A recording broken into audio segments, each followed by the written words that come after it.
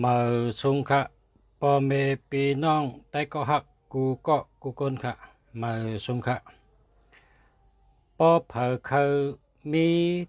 อากเลื่อนสองหางนะพ่อเผอคือมีอากเลื่อนสองหาง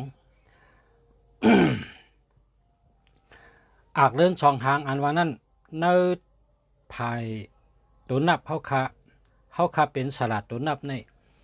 อากเลื่อนสองหางอันว่านั้นมันลุกตีในมากค่ะตัวแปดนี่เป็นโหมันค่ะตัวแปดนี่เป็นโหมันตัวเก้าเป็นหางมันค่ะตัวเก้าเป็นหางมันอากเลื่อนสองหางมันก็เอาซ้ำใส่ตีแขนมันก็ซ้ำใส่ตีตัวก้นเขาอากเลื่อนสองหางก็แต้มแทงว่าเอหิเมตตามาเลยเมตตาเอหิกรุณามาเลยลองเอหลูเอหิมุติตามาเลยลองห่มจมเอหิท่านำมาเลยโคของเงินคำเอหิลาพัมมาเลยลาบหลีแต้มใส่จังในหอบตัวอักเลื่อนสองหางหรือเสเอหิเมตตาเอหิกรุณาเอหิมุติตาเอหิท่านำเอหิลาพัมเอหิสุขคำหรือเสในก็มีแทง1 5 2 4 3 6 7 8แต่ไม่ตีอักเลื่อนสองหางอันนี้ค่ะตีเตะมันอักเลื่อนสองหางก็ลูกตีโต9 8 9ได้มากค่ะพอมีพี่น้องเขาเพราะว่าเผอมีเนื้อหมายพง9 8 9ก็นั่นมีอักเลื่อนสองหางอยู่เนื้อหมายพงค่ะเนื้อหมายพงพอเผอเคยมีอักเลื่อนสองหางอยู่เนื้อหมายพงปนจึง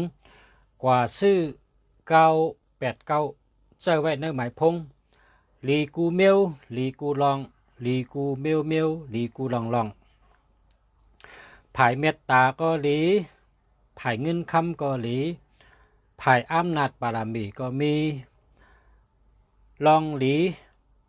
ตีป่องมันก็15เมตตาลีอ่องแม่งกูเมียว15ในก้นลงจอยแถมมีสติปัญญานะ15 2 4ตั้งหักหลีเงินหลีลักแหลมเพออยู่จำก็เกี่ยวเจอซื้อเจอใน2 4 3 6นะ36เป็นก้นนั้นจอเจอตาเสเล็ดอยู่ตาเสลักอยู่ตาเสมีตังซื้อเจอตาเสตัวเกี่ยวใจเกี่ยวลักแหลมมีเงินมีคำมีตังหักหลีอันใน36ครับ7 8เป็นปอเล่งเปิ้นเป็นแม่เล่งเปิ้นเป็นปีใหญ่เปิ้นเป็นโหนาเปิ้นเป็นผู้นำเปิ้น7 8มันมีอยู่ในอักเลื่อนสองหางครับอักเลื่อนสองหางนี่กำนำสลาเขาเอากระซ้ำเฮ็ดว่าเป็นอจุนหลงนี่ตีเต้มันลูกตีในมาค่ะลูกตีตัวนับ9 8 9นี่เป็นมาค่ะอักเลื่อนสองหางก็แปลว่าตัวอักเลื่อนนั่นเป็นตัว8ค่ะตัวอักเลื่อนนั่นเป็นตัว8ตัวเก้า2ตัวนั่นเป็นหางมันค่ะเพราะว่าเผอเคยมีอักเลื่อน2หางอยู่เนื้อหมายพงอำโลซ้ำอำโลซักอำโลเจ็บโลซื้อ9 8 9เจอไว้ใครมีตั้งปลายก็เลยใครมีตั้งเงาก็เลยเคยมีเนื้อกลางก็เลยมันก็หลีกุติตีป่องมันสั่งว่ามีตั้งโหในก็พอเปิ่นหลอมตัวเขาเป็นว่าปุ่งจำก้นโดงออกนะเฮปุ่งจำผู้นำมันออกนะเฮปุ่งจำมันจือเจอนะเฮในแกเป็นตัวหันสั่งว่ามีเนื้อกลางมันเปิ่นในก็เฮาในเป็นก้นอันคัดเจอเฮาเป็นผู้นำคัดเจอเฮาเป็นก้นหลงคัดเจอเฮาเป็นผู้อันโหอยู่ตาเสอันนี้เป็นตั้งเฮ็ดเฮาตั้งยามเฮาอาจังเฮาเจ้านั้นก็สั่งว่ามีตั้งหางมัน3ตัวปะเนี่ยจึง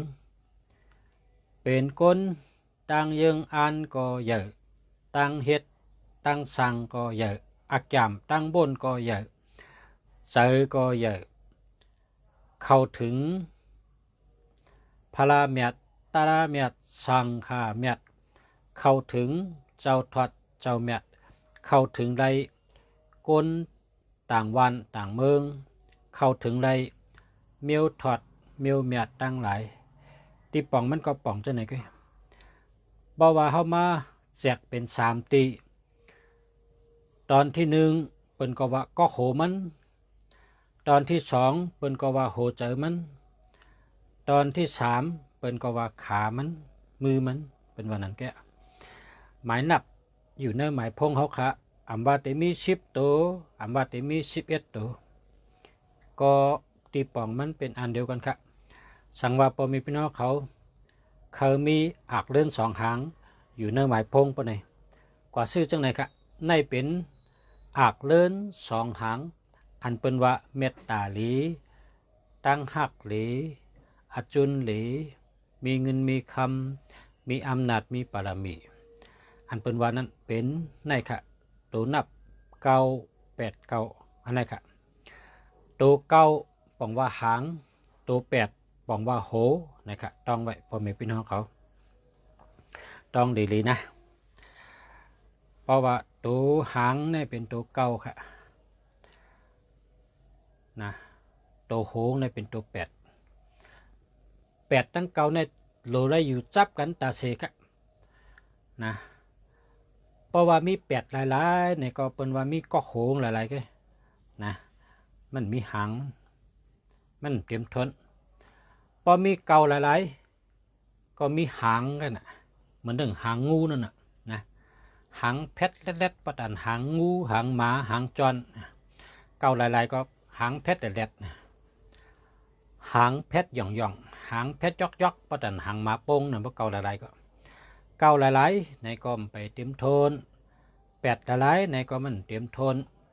เขา2ตัวด้วยเขาเป็นเมี้ยวกึกกันค่ะเขาเป็นเมี้ยวกึกกันกำเดียวค่ะนะตัวเล็กกึกกันพอมีโหงหลายๆก็ซบดัดหลายๆกันนะตีนก็มีมือก็มีนะมีซบหลายๆกันพอมีโหก็โหหลายๆก็ไปเจอเมี้ยวมันหางหลายๆก็เจอเมี้ยวมันนะมันหลุดได้จับกันเจ้าไหนค่ะ9 8 9เจ้าไหนค่ะนะแต่ก็หาเขากูกบกูก้นค่ะเขาจากกูเมืองดีอยู่ ที่เมืองเชียงใหม่ออกลัดแห้งตัวนับถัดตัวนับแห้งถัดตัวนับปุ่นตาพอมีพี่น้องเขาอะไรใจตื้อหันมาเป็นพรดีปุ่นตาก้ำแก้มแถมจอยลอกลายไปว่นลองเฮ็ดลองสร้างลองขึงลองป้อง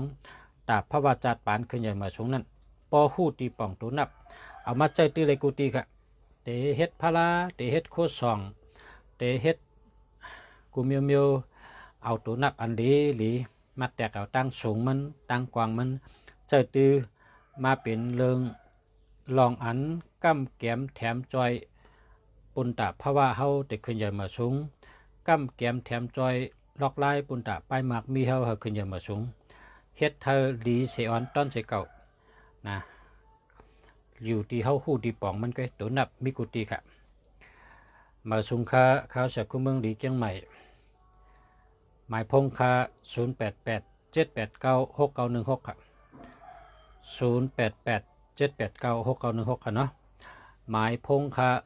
088 789 6916ค่ะพ่อแม่พี่น้องเขา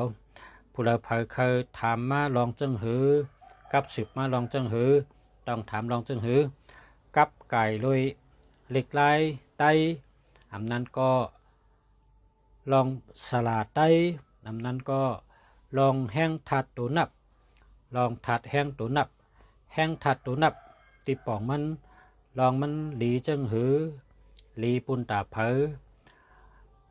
เตปันอโจจังหือปันพรดีจังหือ